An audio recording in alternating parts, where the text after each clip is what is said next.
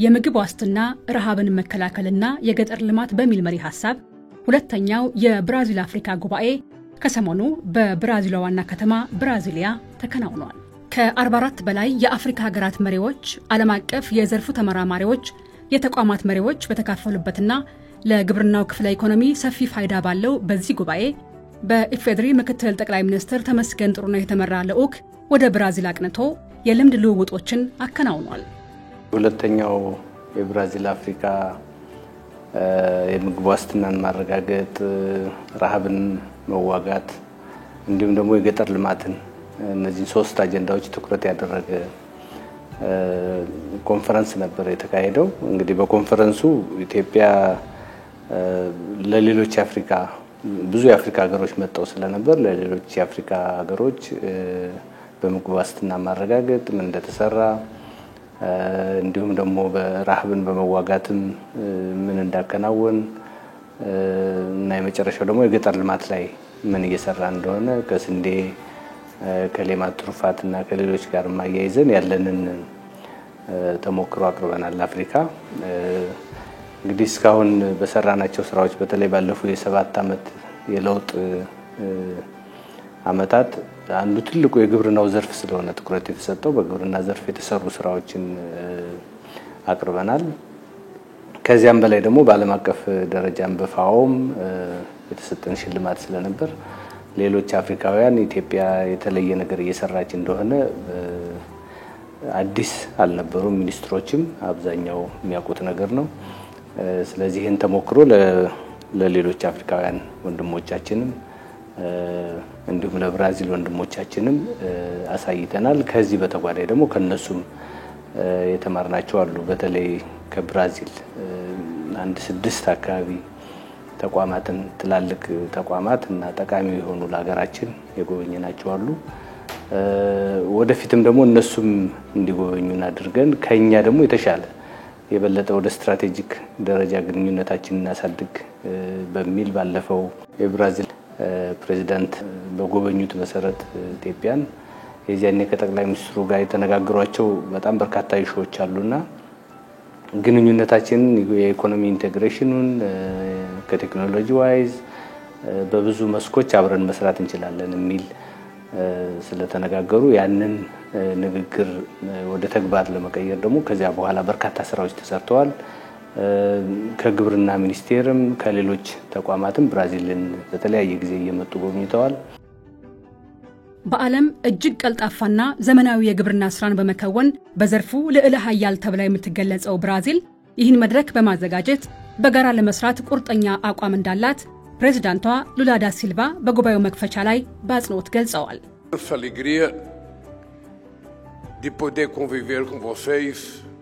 ከሁሉም በፊት ዛሬ ለሁለተኛ ጊዜ እዚህ ከናንተ ጋር በመገናኘቴ ደስታ ይሰማኛል። በርግጥ በአፍሪካና በብራዚል መካከል የምግብ ዋስትናን በተመለከተ የተካሄደው የአፍሪካና የብራዚል ውይይት በ2010 የተካሄደው በእኔ የመጀመሪያ ዙር የፕሬዝዳንትነት ዘመን ጥሪ በማቅረብ ነው። በዚህ በሁለተኛው የስልጣን ዘመኔ ደግሞ ይህ በአፍሪካና በብራዚል መካከል ያለው ሁለተኛ ዙር ውይይት እየተካሄደ ነው። በርግጥ ይህ ስብሰባ ብራዚል ከአጋሮቿ ጋር የምታደርገውና ባለፈው ዓመት የቡድን 20 አባል ሀገራት በዳቮስ ያጸደቁት ረሃብንና ድህነትን የመከላከል የዓለም አቀፍ አጋርነት አካል ነው።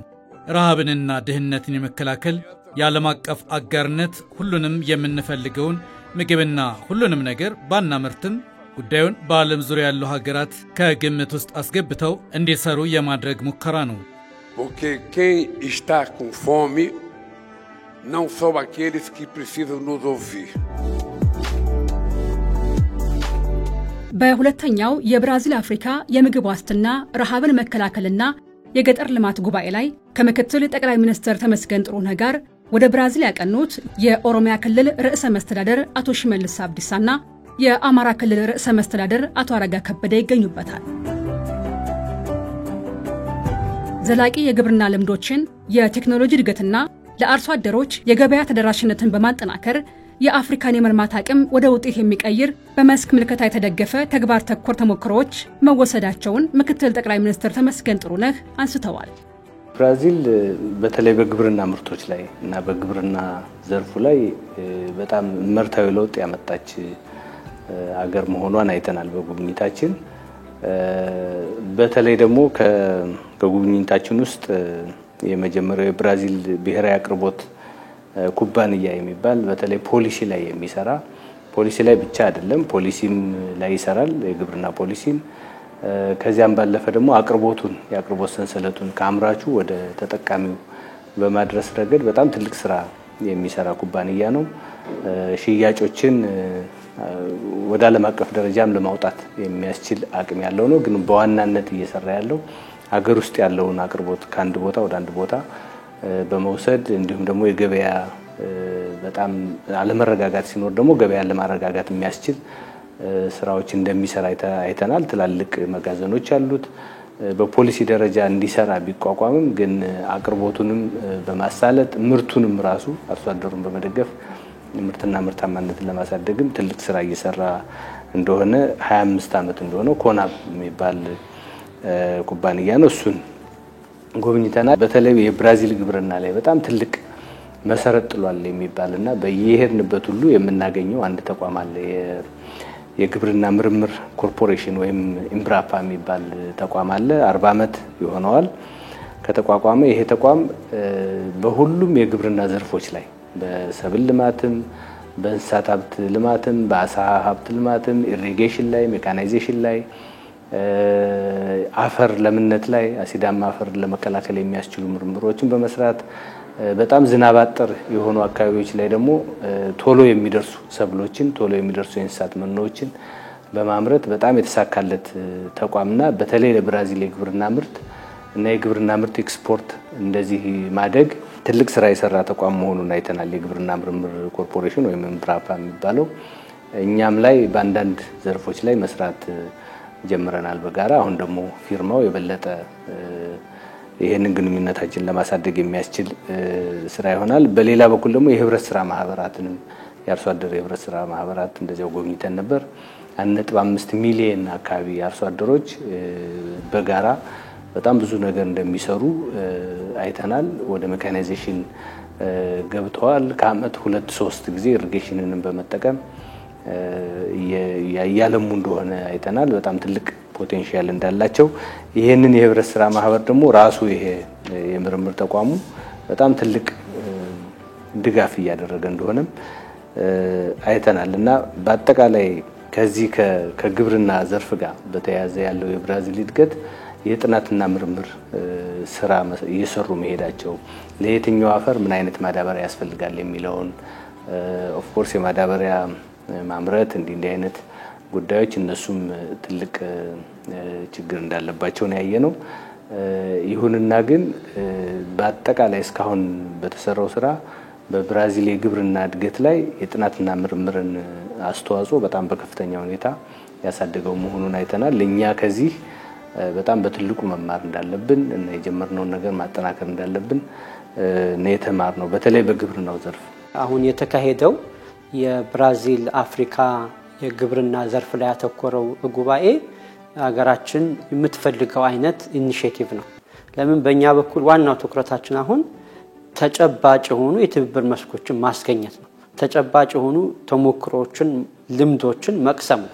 እኛ ራሳችን ሀገር ቤት እየሰራናቸው ያሉ የግብርና ስራዎች በርካታ ተሞክሮ የሚቀሰምባቸው እንደሆኑ ይታወቃል። ይበልጥ ደግሞ እነሱን አጠናክረን ለመሄድ ደግሞ መማር የምንችላቸው ነገሮች ከሌሎች ጋር በትብብር መስራት የምንችላቸው ነገሮች ደግሞ ካሉ እየሰራን እንገኛለን። ስለዚህ ከዚህ አንፃር ብራዚል በግብርና ዘርፍ ከፍተኛ ደረጃ የደረሰች ነች። ከ1970ዎቹ ጀምሮ በኢምብራፓ በተባለ የብራዚል የግብርና ምርምር ተቋም የተነሳ ብራዚል የነበራትን የግብርና ምርት በከፍተኛ ሁኔታ አሳድጋ በዓለም ላይ የግብርና ልዕለ ኃያል የምትባል አይነት ሀገር ሆናለች። ስለዚህ ይሄም የተካሄደው ጉባኤ በግብርና ላይ አተኩሮ ብራዚልና አፍሪካ በምን መስክ አብረው መስራት ይችላሉ፣ ልምድ በመለዋወጥ ረገድ የቴክኖሎጂ ሽግግር በማድረግ ረገድ የሚለውን ያተኮረ ትልቅ የተሳካ ጉባኤ ነው ማለት እንችላለን። ሁለት ጉዳዮችን አተኩረን ማየት እንችላለን። አንደኛ የኛ ራሳችን ለዚህ ጉዳይ የሰጠነው ትኩረት ከፍተኛ ነው። ይሄ ጉባኤ ውይይቶችን ማድረጉ እንደተጠበቀ ሆኖ በተጨባጭ ከከተማ ወጥተን ወደ ግብርና ወደሚከናወንባቸው የብራዚል ክልሎችም ተጉዘን በርካታ ተሞክሮቹን ያገኘንበት ነው። ይሄንን ለሀገራችን የሚጠቅሙትን ከሀገራችን ፖሊሲዎች ጋር በሚያጣጥም መልኩ እየወሰድን ከብራዚል ጋር ያለንን የግብርና መስክነት ወደ ላቀ ደረጃ ምናደርግበት ከፍ ምናደርግበት መድረክ ፈጥሮልናል ማለት ነው። ሌላኛው በእኛም በኩል ያሉንን የደረስንባቸውን ያስመዘገብናቸውን ውጤቶች ለአፍሪካም ለብራዚልም ወገን ለማሳወቅም ለነሱም ጋር ያለንን ልምድም ለማካፈል የተጠቀምንበት ነው። ከነሱ ምንወስደው እንዳለ ሆኖ እኛም ደግሞ ለሌሎች ምንሰጣቸው ተሞክሮች የተሳኩ እንዳሉን ይታወቃል። የአረንጓዴ ልማት አሻራ ስትራቴጂያችን ትግበራችን ኢኒሼቲቫችን አንዱ ነው። የሌማት ትሩፋት ሌላው ነው። በስንዴ ምርት ያስመዘገብነው ውጤት ይታወቃል። እነዚህ ሁሉ ደግሞ በእኛም በኩል የደረስንባቸውን ውጤቶች ለሌሎች ለማካፈል ደግሞ እድል የፈጠረ መድረክ ነው። ይሄንን ተጠቅመን እንግዲህ ግንኙነቱን በግብርና ዘርፍ በተለይ ወደ ላቀ ደረጃ ለማድረስ የሚያስችል የሁለትዮሽ የግብርና ትብብር ስምምነትም ተፈራርመናል። ይሄ እንግዲህ ከዚህ ቀደም ከነበሩን ተነስተን ትግበራቸውን ገምግመን በምን መልኩ ደግሞ የበለጠ የግብርና መስክ ያለንን ትብብር ማሳደግ እንችላለን በሚል የተፈራረምነው ተጨማሪ የግብርና መስክ ስምምነት ነው ማለት ነው።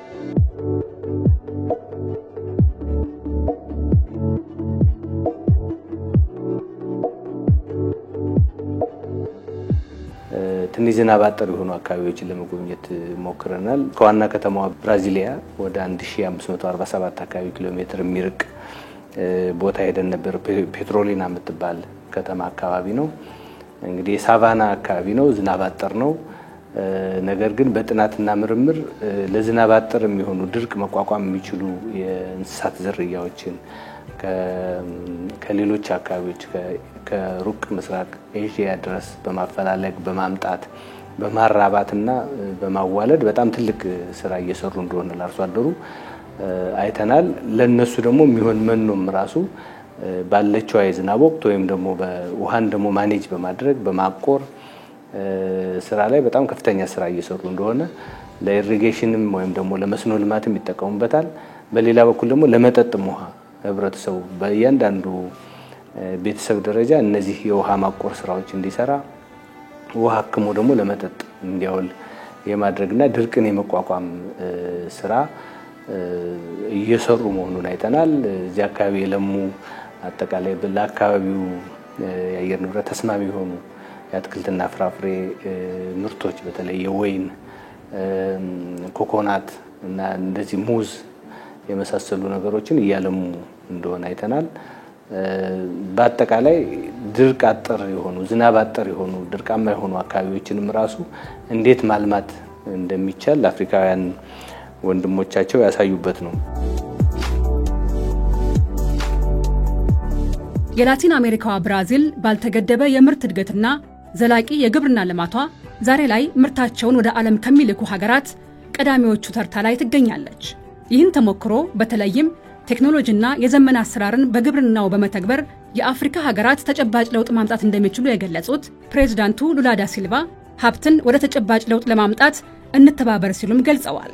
Nenhum país do mundo ser soberano se o seu povo እኔ ክብርት ዲላሚኒ ዙማ የአፍሪካ ህብረት ኮሚሽነር በነበሩ ጊዜ አዲስ አበባ ሄጄ የአፍሪካ ህብረትን ስራ ተመልክቻለሁ። $360 ሚሊዮን መጠን ያለው የአፍሪካ ልማት እቅድ ነድፎ እየሰራ ነበር። የሚበረታታ ነው። በዚህ የእናንተ ጉብኝት ምን ያክል ልምድ እንደምናካፍላችሁ አላቅም። ከእናንተ ግን ብዙ የምንማረው አለ። አፍሪካ የሰው ዘር መነሻ ስፍራ ነው። ብራዚል ከአፍሪካ ጋር ለመስራት የምትችልባቸው ብዙ መንገዶች አሉ። በጋራ የምንሰራው ብዙ ነው። ይህ ስብሰባ ለዚህ አስተዋጽኦ ማድረግ አለበት። o Brasil tem como ajudar.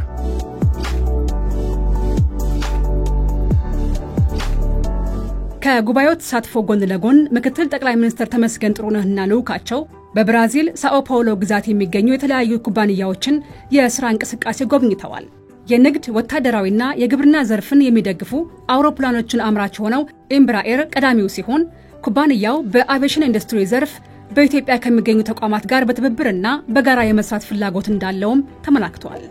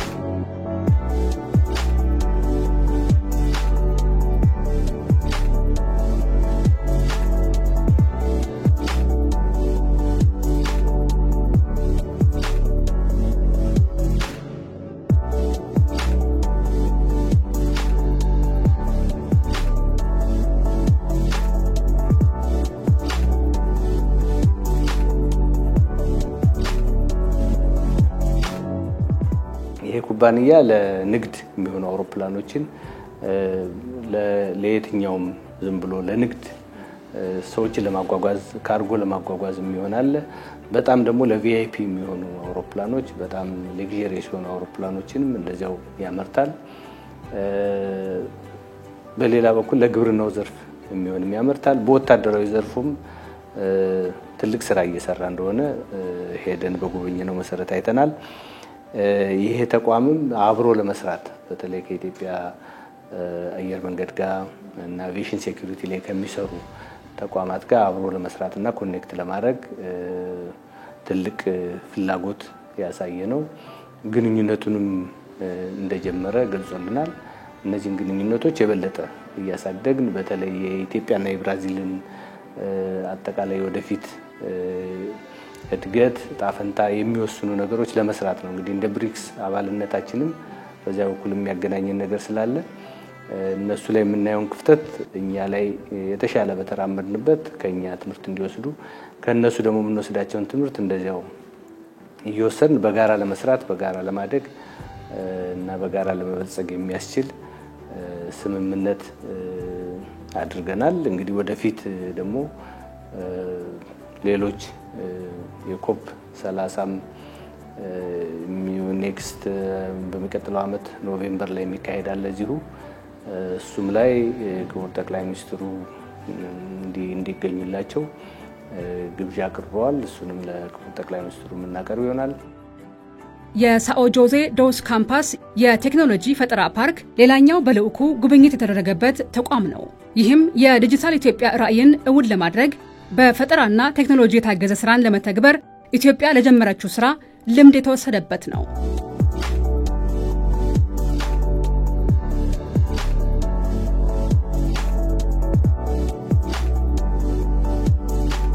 የቴክኖሎጂ ፈጠራ ፓርክ ነው።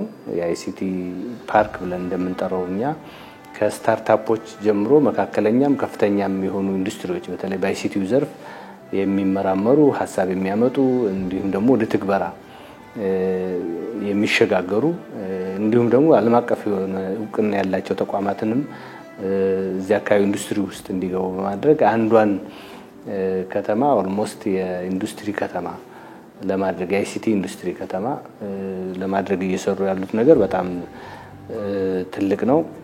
እዚያ አካባቢ ያለው ስራ ለኛም ትልቅ ተሞክሮ የሚገኝበት ስለሆነ እነሱም ወደኛ መጥተው አርቲፊሻል ኢንተለጀንስ ላይ የሰራነው ስራ ሳይበር ሴኩሪቲ ላይ የሰራነው ስራ እንዲሁም ደግሞ አይሲቲ ፓርካችንንም የዲጂታል ኢትዮጵያን ኢኒሺዬቲቭ የመንግስት አገልግሎትን በተለይ ደግሞ ብራዚል ላይ በጣም አጠር ብሎ ያየነው በተለይ ከኢትዮጵያ አኳያ እየሰራ ነው ካለ ነው ስራ አኳያ ስናየው በተለይ ዲጂታል ዘርፉ ላይ ትንሽ እንቅስቃሴው ይሄን ያህል ፈጣን ነው ብለን መውሰድ አንችልም።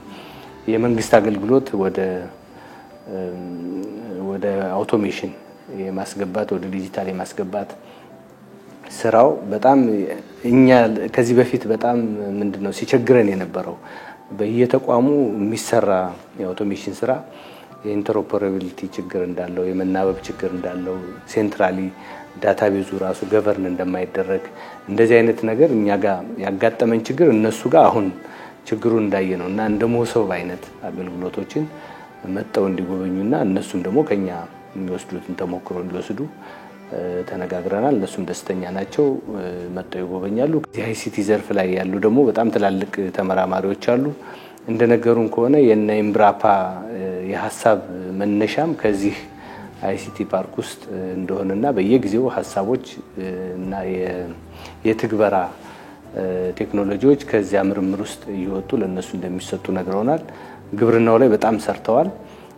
ገቨርናንስ ላይ የመንግስት አገልግሎት ላይ ደግሞ ትንሽ ወደ ኋላ የቀረ ነገር አላቸው። የቴሌኮም ዘርፉ ላይ እንግዲህ እናንተም ትንሽ ወጣ ስትሉ አይታችሁት ከሆነ በጣም ኔትወርክ የሚያስቸግርበት አካባቢ ነው። እዚህ አካባቢም ላይ እኛ ባለን አጠቃላይ ጃይንት የቴሌኮም በተለይ ኢትዮ ቴሌኮምን ወደ ሌሎች አካባቢዎችም ሄዶ እንዲሰራ የመንግስት ፍላጎት ስለሆነ በኢንቨስትመንት ሆልዲንጉም ተነጋግረን እነሱ ሁሉ ጎብኝተው የተሻለ የሚሉት ላይ መርጠው ግንኙነታችንን ለማሳደግ የሚያስችል ስራም ሰርተናል። በቅርቡ ይጎበኙናል ብለን እናስባለን። ይሄንን ተነጋግረናል።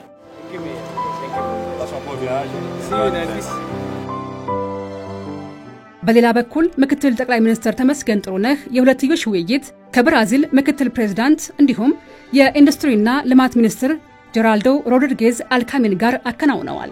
የቀደሙትንና የቀጣይ የጋራ ስራዎችን በባለብዙ ወገን ትብብርና ሌሎች ፈጣን ለውጥ የሚያመጡ ትብብሮችን ለመተግበር አቅጣጫ ማስቀመጣቸውን ምክትል ጠቅላይ ሚኒስትር ተመስገን ጥሩነህ አንስተዋል። ውይይታችን ንግድን በተመለከተ ኢንቨስትመንትን በተመለከተ እንዲሁም ደግሞ አጠቃላይ ማኒፋክቸሪንግ ዘርፉን ማሳደግ ላይ በተመለከተና ኢትዮጵያ ለብራዚል ትልቅ ገበያ እንደሆነች ብራዚልም ለኢትዮጵያ ትልቅ ገበያ እንደሆነች እና ያለንን ግንኙነት ከፍ እናደርገው በሚል የተነጋገርነው። ምክትል ፕሬዝዳንቱ አጋጣሚ ኢትዮጵያን እስካሁን አልጎበኙም፣ ግን በአጠቃላይ ባላቸው ክትትል ኢትዮጵያ በተለይ ዲጂታል ኢትዮጵያ ላይ እየሰራች ያለችውን ነገር ግብርና ላይ ያሳየች ያለችውን ለውጥ የስንዴ ልማቱን እና ሌሎችንም የልማት ትሩፋትንም የአረንጓዴ አሻራን እነዚህን አንስተው በጣም ትልቅ ነገር እየተሰራ እንደሆነ የኢትዮጵያ ቡናም በተለይ ብራዚል ላይ አንዱ መዳረሻ